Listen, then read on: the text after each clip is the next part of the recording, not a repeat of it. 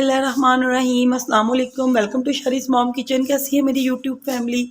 उम्मीद करती हूँ आप लोग ठीक ठाक होंगे, बहुत मज़े में होंगे। आज मैं आपके लिए रजब की कुंडों की स्पेशल रेसिपी जो होती है मीठी टिक्कियों की, वो लेके आई हूँ। बहुत आसान है बनाना, मुश्किल कुछ भी नहीं है। बस आपने वीडियो को एंड तक देखना है और इंशाल्लाह ताला फर्स्ट अटैम्प्ट में आप इसे इजीली बना लेंगे। तो इसके लिए सबसे पहले आपके पास जो भी घर में नॉर्मल कप है, आपने वो कप ले लेना। अगर जो मार्केट में अगर जो मेजरिंग कप मिलते हैं अगर वो हैं तो वो तब भी ठीक है। तो एक कप ले ले, उस कप के हिसाब से मैंने 2 कप मैदा लिया जिसे मैंने छान लिया है, और उसी कप को मेजर करते हुए मैंने 1 कप ली है चीनी जिसे मैंने पाउडर फॉर्म में कर लिया है। आप ब्लेंडर में इसे पीस सकते हैं।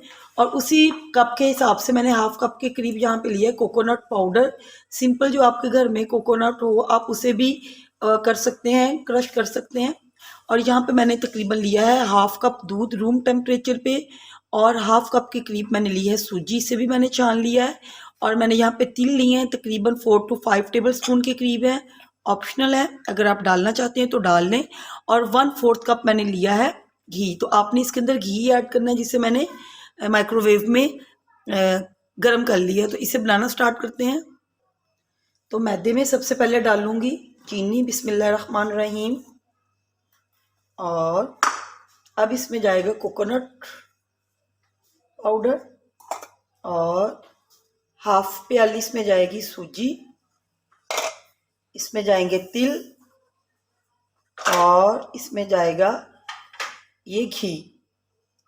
तो इसे अब करना है, मैंने अच्छे से मिक्स प्याली को अच्छे से साफ कर लूँगी ताकि कोई चीज़ वेस्ट नहीं हो। तो पहले इसे अच्छे से हाथों से मिक्स कर लेंगे। हाथ मैंने अच्छे से वॉश कर लिए हैं।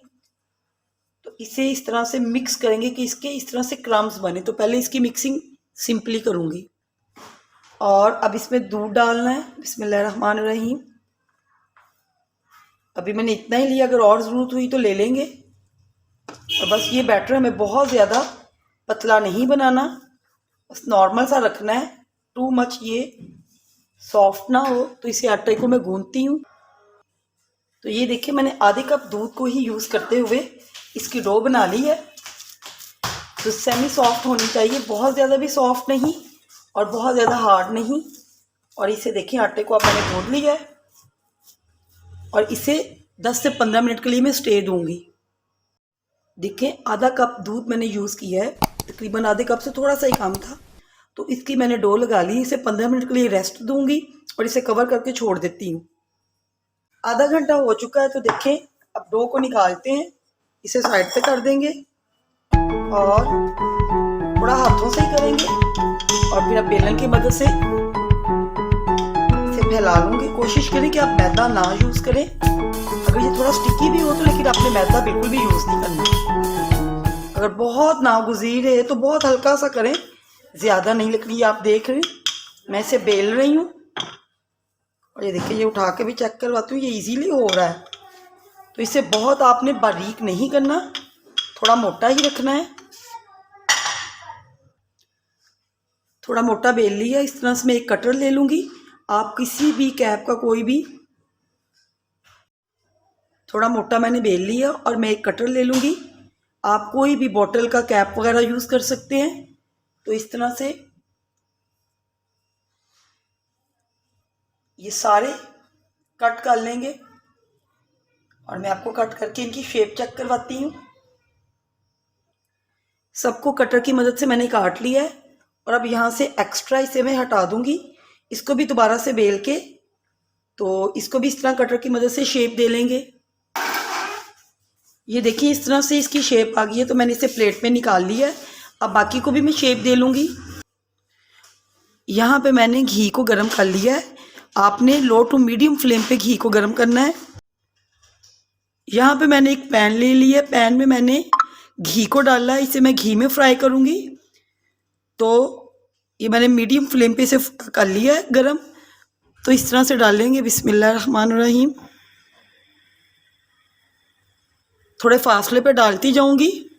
बहुत सॉफ्ट एंड डेलिकेट हो चुकी हैं, बस आप इसे स्लाइटली डालते जाएं इस तरह से। और फ्लेम आपने मीडियम टू लो रखना है। चलें, इसकी साइड को टर्न करेंगे, ये देखें बहुत स्लाइटली, और ये देखें गोल्डन सा कलर आना स्टार्ट हो गया है। आपने बस इस चीज़ का ख्याल रखना कि आपने इसे बहुत बारीक नहीं निकालना।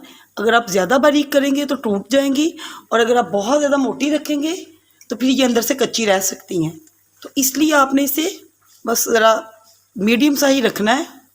तो अब इस तरह से इसे निकाल लेंगे ताकि इसका अजाफी ऑयल जो है इस तरह से वो भी रिमूव हो जाए। तो अब मैं आपको इसकी दिखाती हूँ फाइनल लुक निकाल के सबकी। मीठी टिक्कियाँ हमारी तैयार हो चुकी हैं। जब आप इसे फ्राई करेंगे तो ये टू मच सॉफ्ट होंगी, लेकिन आपने इनको पहले ठंडा करना है। ठंडा करने पे ये थोड़ी हार्ड होंगी। मैं आपको चेक करवाती हूँ। ये देखें, ये बाहर से चेक करें कितनी खस्ता है। आपको आवाज़ आ रही होगी। और जब आप इसे तोड़ेंगे तो ये देखिए अंदर से टू मच जूसी है। तो प्लीज़ आज की इस वीडियो को आप शेयर कीजिएगा। अगर वीडियो पसंद आती है तो प्लीज़ वीडियो को लाइक कीजिएगा, और अगर आप मेरे चैनल पर नए हैं तो प्लीज़ शरीस मॉम किचन को आप सब्सक्राइब करें और बेल के बटन को दबाना मत भूलिएगा। मिलती हूँ नेक्स्ट वीडियो में एक नई रेसिपी के साथ। तब तक इजाज़त चाहती हूँ। अल्लाह हाफिज़।